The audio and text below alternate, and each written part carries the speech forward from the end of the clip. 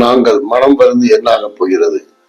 எந்த நாட்டில் எப்படிப்பட்ட கடவுள்கள் எதற்காக தோன்றினார்களோ தெரியாது.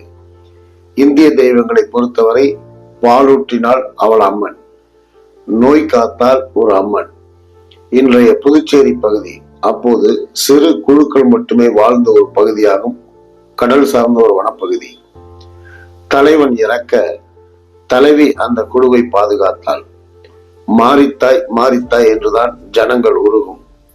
தனது பெயரில் குடிசையில் கூடு காடிகளில் மழைக்காலத்தை மனதில் வைத்துக் கொண்டு தானியங்களை சேமிப்பது மாரித்தாயின் வழக்கம். நல்ல மழைக்காலங்களில் பெரிய பெரிய மண் அண்டாக்களில் ஊர் கூடி கம்பு தானியத்தை இடிக்க வைப்பார். பெண்கள் கூட்டமாய் கம்புங்கோலை இடித்து தர மொத்தமாக காய்ச்சி ஒரு 12 மணி அளவில் மொத்த மக்களுக்கும் கூழ் வழங்குவது அந்த தாயின் வழக்கம். மழைக்காலங்கள் இல்லாத நேரங்களிலும் சிறிதாய் காய்ச்சி முதியவர்களுக்கு கொடுப்பது அந்த தாயின் வழக்கம். எங்கோ செல்லும் வழிபோக்கர்கள் கூட மாரித்தாய் பற்றி கேள்விப்பட்டு வந்து வயிறார கூழ் குடித்து செல்வது வழக்கம்.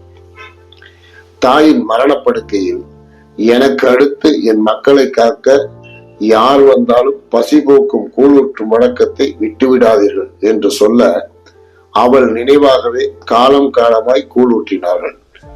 இங்கும் உணவு அடிப்படையிலேயே ஒரு தெய்வம் வந்தது.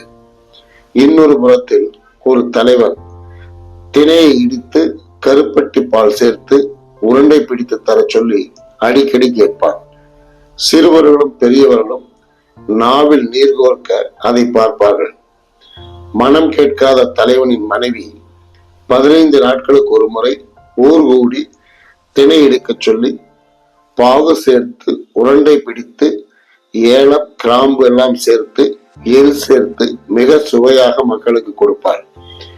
பின்னால் அவள் நினைவாக அவளின் திருச்சமாதியில் மாவு வெடித்து உருண்டையாக்கி அதில் விளக்கேற்றினார்கள். வாழ்நாளெல்லாம் இரு கண்களையும் குடிமக்கள் மீது வைத்த அந்த அன்னையை பெரியவர்கள் இரு கண் குடித்தாய் என்றே அழைத்தனர். இதுவும் உணவு சார்ந்த தெய்வமாயிற்று. பின் நாட்களில் கூட விநாயகர் முன் கொழுக்கட்டை படைத்தார்கள். அண்ணன் தம்பி கடவுள்கள் பழத்திற்கு அடித்துக் கொண்டார்கள்.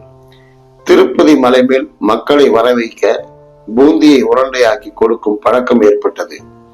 பிட்டுக்காக மண் சுமந்ததாய் ஒரு கடவுள் பெண் தெய்வங்களின் முன் லட்டுக்கள் காட்சியளித்தது.